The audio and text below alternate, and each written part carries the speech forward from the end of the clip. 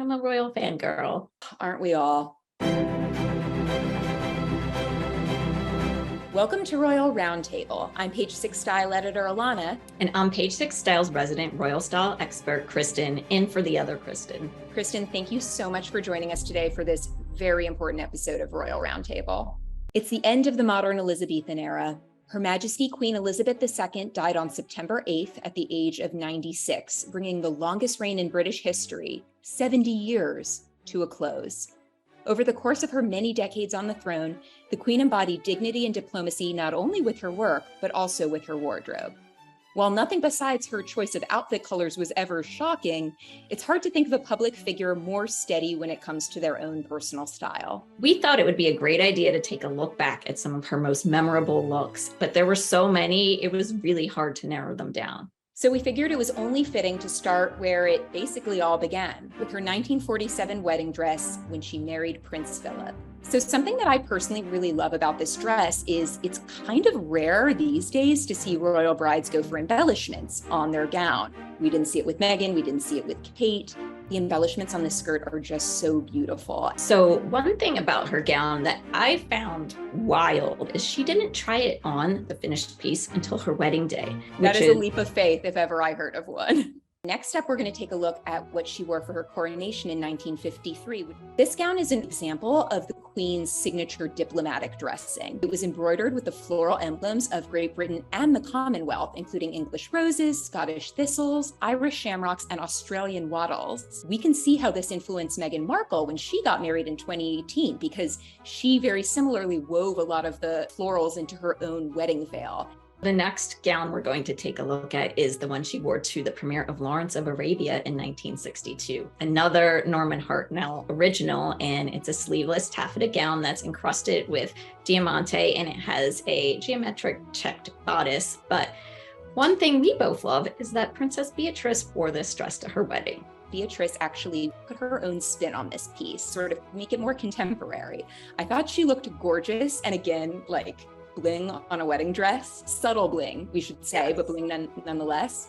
You gotta love it. And her tiara too, that she was able to borrow from the Queen. Yes, it was her wedding tiara, right? The Queen's wedding tiara. Uh-huh. That's such a special borrow. Over the course of her 70-year reign, the Queen wasn't always working, but even when she was off duty, she still stuck to her same uniform dressing. And a perfect example of this is this look that she wore at home in Balmoral in 1967. For weekends and holidays at Balmoral Castle, she stuck to a mix of Scottish tartans and English tweeds with her welly boots, barber coats, and signature silk headscarves. Next up, trooping the color in 2016. Hashtag neon at 90, anyone? Her Majesty launched a million memes with this lime-colored coat and hat by Stuart Parvin. Kristen, you were actually there in person, right? Yes, I was there, and when she came out on the balcony, we were not close, and I could sure see her. And that was like very much her MO. She once famously said, "I have to be seen to be believed," and she would purposely choose these really neon and bright shades so that her subjects and visitors who had traveled from far and wide and waited for hours, sometimes in bad British weather, could see her, from a distance and say, "Hey, I saw the Queen," which you gotta love. We'd be remiss if we didn't mention Her Majesty's incredible collection of jewels and tiaras. What happens to all those precious pieces now? We know there's the crown jewels, which obviously are housed in the Tower of London, and those aren't really personal belongings of the monarch. But the Queen had a huge collection of jewelry and tiaras that were just hers. And really what probably will happen is the collection as a whole will go to King Charles III, and he can then loan them out to people for various occasions. And we know that there are some truly spectacular pieces in the Queen's collection, like the George IV coronation diadem. This piece features 1,333 diamonds and 169 pearls. I'm thinking we might see this one on Queen Camilla soon. Yeah, if tradition continues, we should expect to see Camilla wearing this at the coronation.